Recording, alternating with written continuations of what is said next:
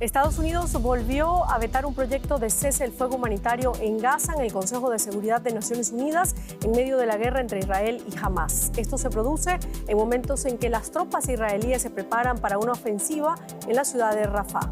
Con esto comenzamos. Los saluda Silvia Cabrera desde Berlín. Titulares. Estados Unidos veta en la ONU un nuevo llamado a un alto el fuego inmediato en Gaza. Washington asegura que la resolución pondría en peligro las negociaciones que están en curso. Mientras tanto, la ONU ha suspendido las entregas de alimentos a partes de Gaza debido a los combates.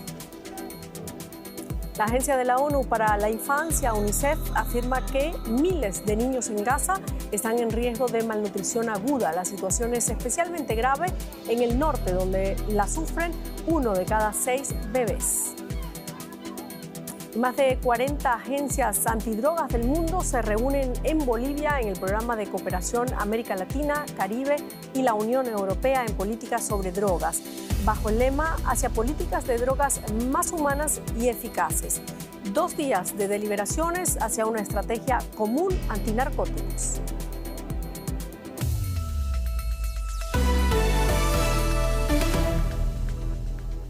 Estados Unidos volvió a vetar este martes por tercera vez una resolución del Consejo de Seguridad de la ONU sobre un alto el fuego inmediato de la guerra en Gaza. La iniciativa promovida por Argelia contó con 13 votos a favor y una abstención, la de Reino Unido.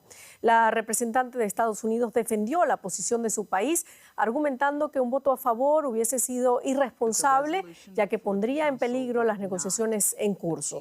Washington además anunció que presentará otra resolución propia cuando se cumplan todas las condiciones y condicionada además a la liberación de todos los rehenes. Por su parte, Hamás afirma que el veto de Estados Unidos en la ONU da luz verde a más masacres. Nos vamos ahora directamente a Washington. Ampliamos con nuestro compañero José Díaz Briceño. José, Estados Unidos ha ejercido su derecho al veto y ya es la tercera vez que lo hace. ¿Cuál ha sido el argumento empleado?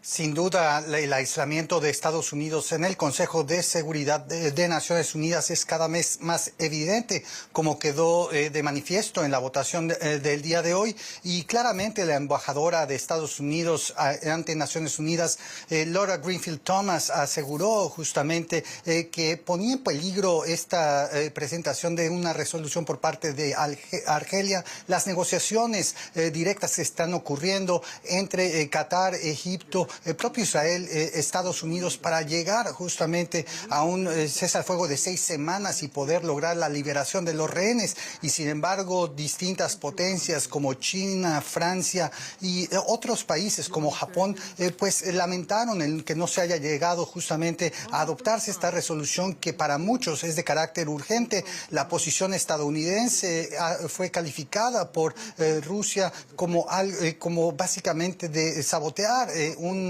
alto al fuego que fuera significativo, y también obviamente la representación de Palestina ante Naciones Unidas lamentó y dijo que esto era absolutamente necesario que ocurriera.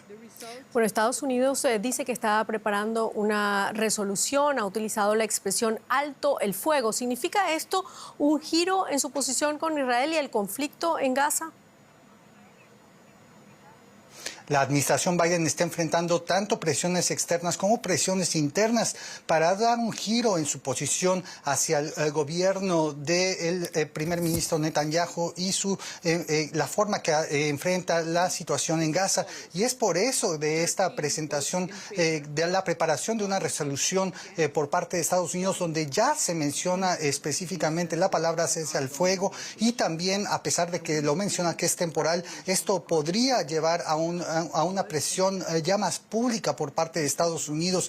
También en ese borrador que ya se maneja en los medios, se menciona justamente la condena que Estados Unidos haría a cualquier entrada de las tropas israelíes a Rafah, y esto obviamente habla de un giro y de la incomodidad que tiene la administración Biden ante Netanyahu y sus intenciones, así como la grave presión de los votantes árabes y musulmanes en Estados Unidos en un momento de elecciones presidenciales. Muchísimas gracias, José Díaz Briceño, desde Washington.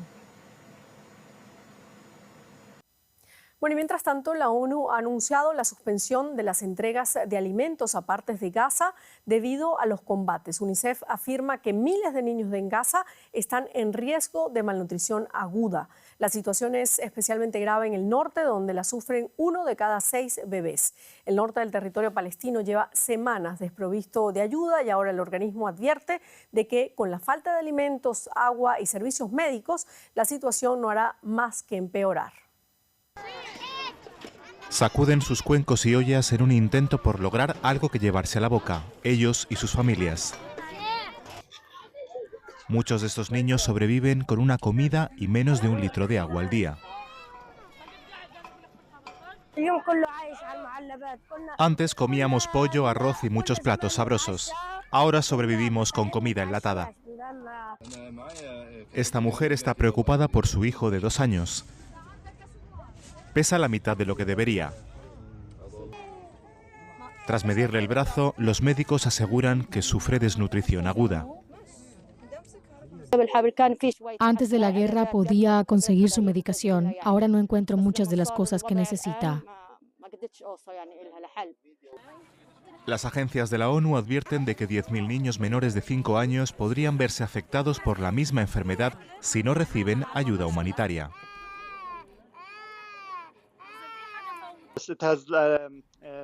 Tiene implicaciones a corto, medio y largo plazo. A corto plazo, la Franja de Gaza estaría a punto de ser testigo de una explosión de muertes infantiles evitables, lo que aumentaría una cantidad ya inaceptable de muertes de menores. Y esto solo a corto plazo, si no cambia nada. Las tasas de infecciones bacterianas, anemia y enfermedades estomacales se han disparado, y la situación solo puede empeorar en los próximos días. Y las autoridades rusas han abierto un nuevo caso criminal contra el hermano del fallecido opositor ruso Alexei Navalny. Oleg Navalny, a quien imágenes de archivo junto a su hermano, ya se encontraba en la lista de personas en búsqueda y captura por otro asunto. En 2014, Oleg Navalny fue condenado a 3 años y medio de prisión por fraude en un caso que los críticos del Kremlin aseguran que fue fabricado. Ahora la policía dice haber abierto otro caso, aunque aún no revela detalles sobre los cargos. El anuncio llega luego de que la madre de Alexei y Oleg Navalny hicieran un llamado directo al presidente Vladimir Putin para entregar el cuerpo de Alexei, cuya muerte fue anunciada por las autoridades rusas el viernes pasado. Detrás de mí está la prisión donde mi hijo Alexei Navalny murió el pasado 16 de febrero. Durante 5 días no he podido verlo. No me han entregado su cuerpo. Ni siquiera me han dicho dónde está.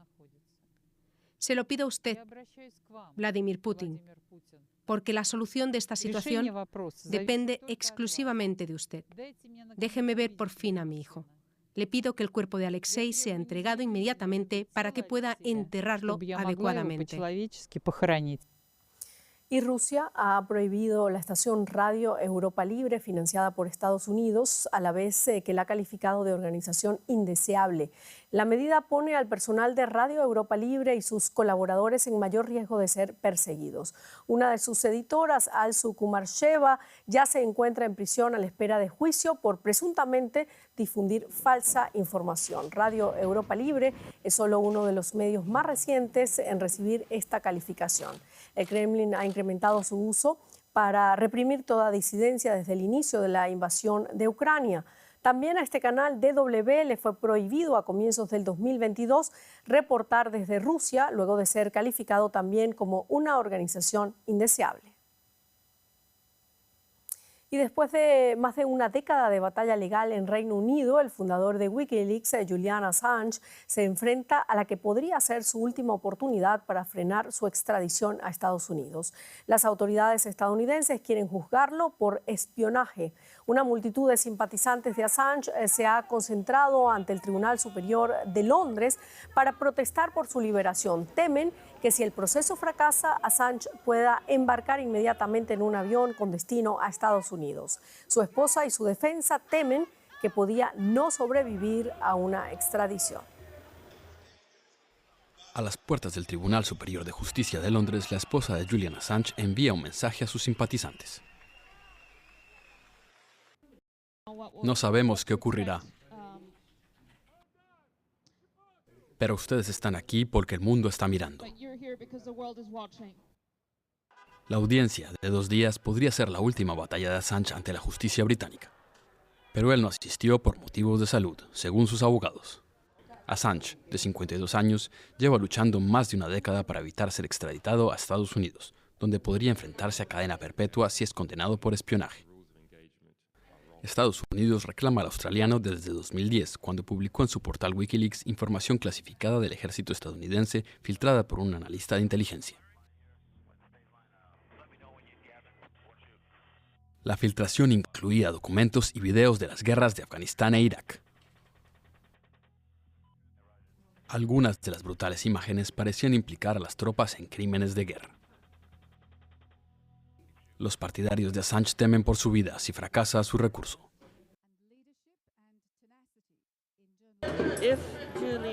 Si Julian es extraditado a Estados Unidos, morirá.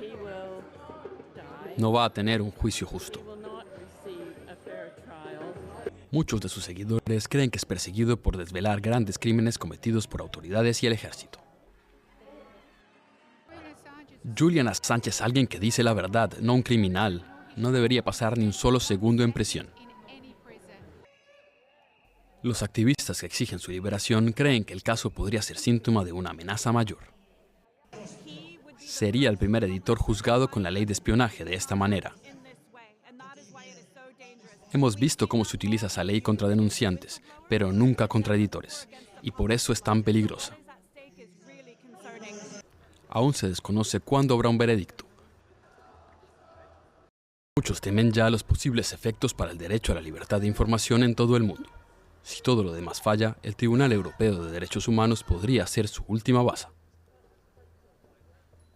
Y nos vamos ahora a Londres con el periodista Fernán González para ahondar en este asunto sobre Assange. Fernán, tenemos entendido que la defensa de Assange presentó nuevos argumentos. ¿De qué se trata? Así es. Además de insistir en que se trata de un caso de persecución política, la defensa de Assange argumentó esta vez que su defendido está en peligro de violencia extrajudicial, porque según ellos, la CIA intentó matarlo o secuestrarlo durante los 7 años que estuvo en la Embajada de Ecuador en Londres. Uno de los abogados aseguró incluso que el entonces presidente Donald Trump pidió detalles de cómo matar a Assange y también lo hicieron personas de la administración estadounidense, específicamente funcionarios de la CIA, y que incluso se hicieron bosquejos de una posible operación en ese sentido. Por su parte, el ex director de la CIA, Mike Pompeo, reaccionó a estos argumentos diciendo que no hubo nunca estos planes y que la justicia estadounidense, también hay que aclarar, sostiene que el caso contra Assange no es político, sino se trata de un delito criminal por revelar información que puso en peligro la vida de sus fuentes en Irak y Afganistán, algo que los abogados de Assange rechazan tajantemente. Bueno, este es un juicio crucial para el futuro de Assange. Para mañana se espera una decisión. ¿Podría decidirse la extradición de Assange a Estados Unidos? Sí, bueno, si los 2 jueces que escuchan estos argumentos lo rechazan, darán vía libre a la extradición de Assange, y hay que tener en cuenta que esta extradición ha sido ya firmada por el gobierno británico. Sin embargo, los abogados de Assange han indicado que podrían llevar el caso al Tribunal Europeo de Derechos Humanos. Y hay que aclarar que, a pesar de que el Reino Unido salió de la Unión Europea, todavía pertenece al Consejo de Europa y, por lo tanto, debe acatar las decisiones del Tribunal Europeo de Derechos Humanos. Muchísimas gracias, Fernán González.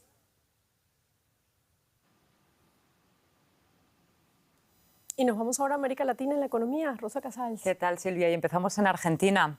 En enero los niveles de pobreza en Argentina experimentaron un incremento significativo de acuerdo con las proyecciones del Observatorio de la Deuda Social de la Universidad Católica Argentina.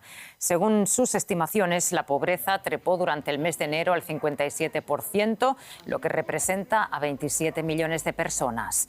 El repentino incremento se debe al aumento en la canasta básica que se utiliza para medir el índice de pobreza. La inflación ha impulsado un ascenso en los precios, mientras que los ingresos familiares han aumentado a un ritmo considerablemente menor. La escalada en los índices de pobreza coincidió con el inicio de la gestión del presidente libertario Javier Milei. Pues sobre esta información vamos a hablar directamente con el mismo director del Observatorio de la Deuda Social Argentina de la UCK, señor Agustín Salvia. Muchas gracias por atendernos. No, muy buenos días, buenas tardes. Aquí estamos, sí. En primer lugar, señor Salvia, quizá puede contarnos cuál es el barómetro para medir la pobreza en Argentina, cuál es el nivel de ingreso, digamos, a partir del que una familia se considera pobre. Sí, la comparación entre ingresos y el valor de una canasta, de la canasta básica alimentaria con la cual se mide la pobreza extrema, es de $300. Para medirla para una familia tipo de 2 adultos y 2 niños, y para evaluar la situación ya de pobreza en términos no solamente de la pobreza extrema, sino de otro conjunto de bienes y servicios, se usa una canasta cuya valoración a precios más o menos constantes es de $600 para una familia tipo. Con esas dos mediciones, con esos dos parámetros, en función de lo que ha ocurrido durante estos últimos 2 meses, con una escalada importante de precios debido a un contexto devaluatorio a partir de las políticas de ajuste emprendidas por el gobierno de Javier Milei, al mismo tiempo que ha habido un ajuste en las políticas de ingresos, se ha producido un fuerte desbalance que ya venía produciéndose en la Argentina, pero que se fortalece, se profundiza en el contexto en estos últimos 2 meses, que es un aumento tanto de la indigencia como de la pobreza. Sí. ¿Usted estima que el nivel de pobreza llegará alrededor del 60% entre febrero y marzo? ¿Significa esto que lo peor está por venir? Mire, entendamos que hemos pasado de una pobreza que ya era crónica y estructural antes de este escenario, que va de 45% a este 57% que hemos proyectado a través de estimaciones, y que la indigencia, que era del 10%, pasó a un 15%.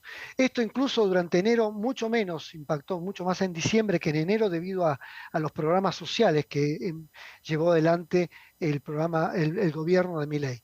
En este momento estamos en el peor de los escenarios porque aumentaron los precios de los bienes y servicios, fundamentalmente alimentos, pero también de otros servicios. Se vienen los ajustes tarifarios en materia de transporte, gas, electricidad, es decir, para actualizar valores que venían muy retrasados durante el último año, y todavía no tenemos aumentos en las remuneraciones. Los acuerdos salariales recién comenzaron en este mes y se van a aplicar el mes que viene o a fines del mes presente de febrero. El salario mínimo como institución reguladora de los salarios del sector informal tampoco ha sido actualizado, recién hoy está siendo discutido y eventualmente se actualizará para el mes de marzo.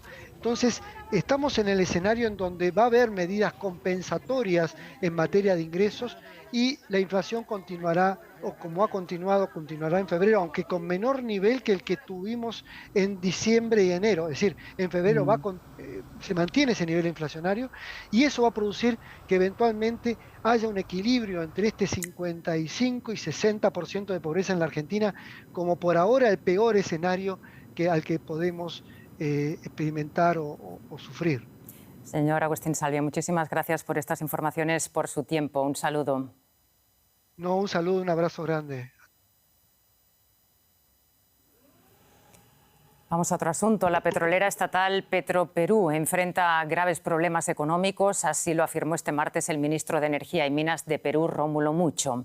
La empresa cerró 2023 con pérdidas de más de $800 millones y hace unas semanas solicitó al Ejecutivo una inyección de recursos. El gobierno rechazó rescatar a la petrolera. No obstante, el ministro, que asumió su cargo la semana pasada, descartó una posible venta de la empresa debido a la gran inversión pública realizada en la compañía. Mucho asegura que será necesario realizar realizar reformas estructurales en la gestión de la petrolera y anunció que se tomarán decisiones en los próximos días. Seguimos en América Latina, Silvia. Sí, nosotros seguimos en América Latina con muchas otras informaciones. En La Paz, Bolivia, más de 40 agencias antidrogas del mundo se reúnen este martes en el marco del programa de cooperación América Latina, Caribe y la Unión Europea en políticas sobre drogas. Bajo el lema Hacia políticas de drogas más humanas y eficaces, un panel de expertos tratará durante los próximos 2 días de idear soluciones integrales en la lucha contra el consumo de estupefacientes, así como fortalecer la cooperación internacional para la investigación del narcotráfico. En este evento también se discutirá sobre las vulnerabilidades de algunos colectivos y la mejora del acceso a la atención y servicios de inclusión social para consumidores problemáticos. Y el ministro de Exteriores de Rusia, Sergei Lavrov, se reunió este martes con el presidente de Venezuela, Nicolás Maduro.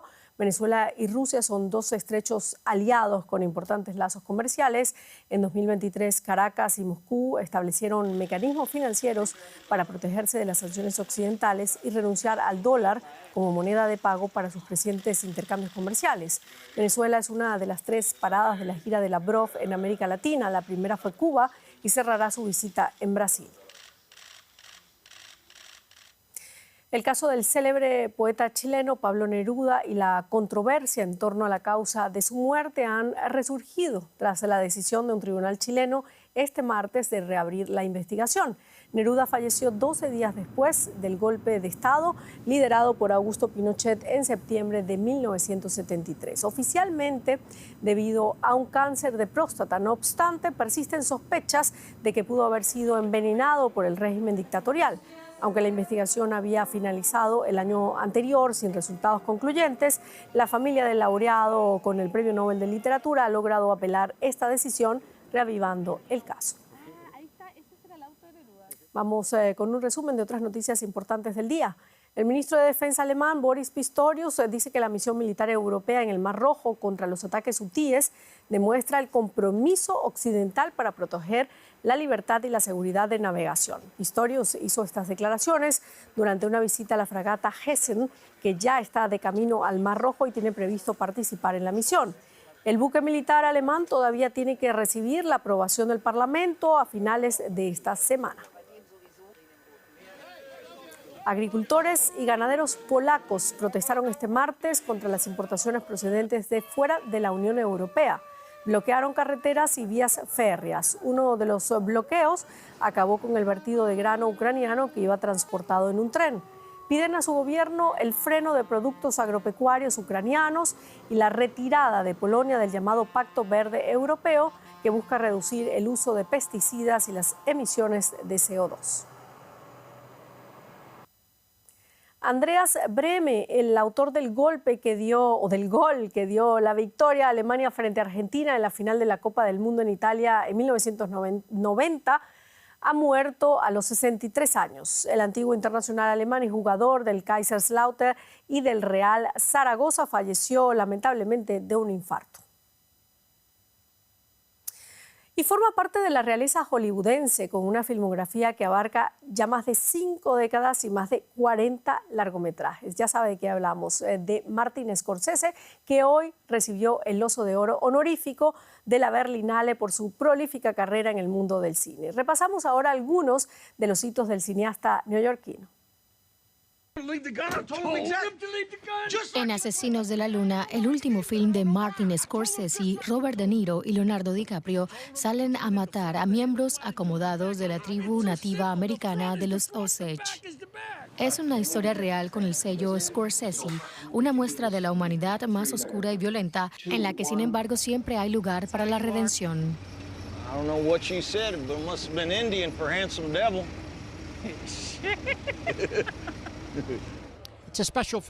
Es una película especial para mí. Espero haber aprendido algo de ella.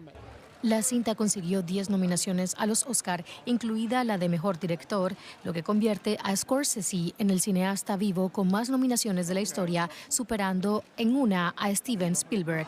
Ahora el neoyorquino será premiado con el Oso de Oro honorífico de la Berlinale por toda una vida dedicada al cine.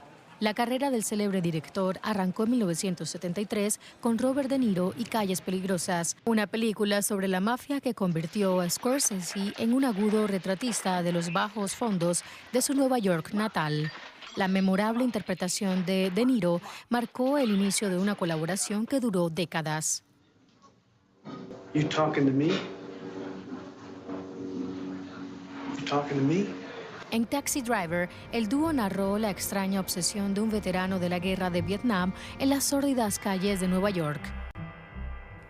El cameo del propio Scorsese como peligroso pasajero pone la piel de gallina. I'm gonna kill her with a 44 Magnum pistol. La fascinación de Scorsese por la crudeza congénita de la Gran Manzana también miró al pasado con Pandillas de Nueva York, la sangrienta historia de la guerra entre dos pandillas rivales que consagró a Leonardo DiCaprio como una verdadera estrella.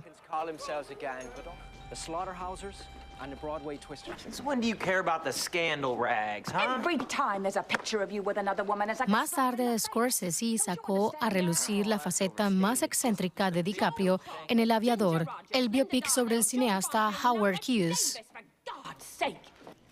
Martin Scorsese.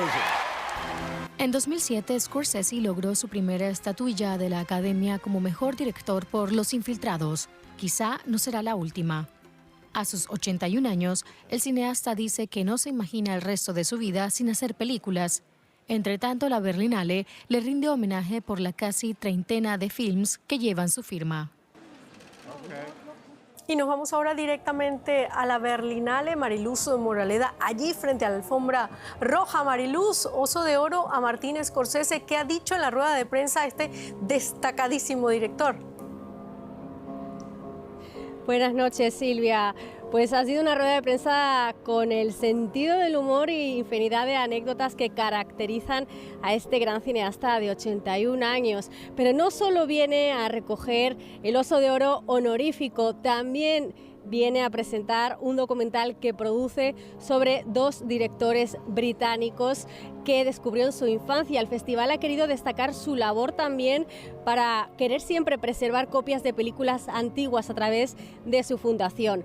Y sobre el uso de redes sociales y nuevas tecnologías ha dicho que no le asustan, que no hay que ser esclavo de ellas, pero sí controlarlas para expresarse a través de ellas. Veremos si se lleva otro Oscar por Los Asesinos de la Luna. Bueno, ya lo escucharon, no le teme Scorsese a las redes sociales, así que bueno, a chatear y a escribir lo que queramos en Instagram y en la X. Con esto terminamos. Gracias por habernos acompañado. Hasta luego.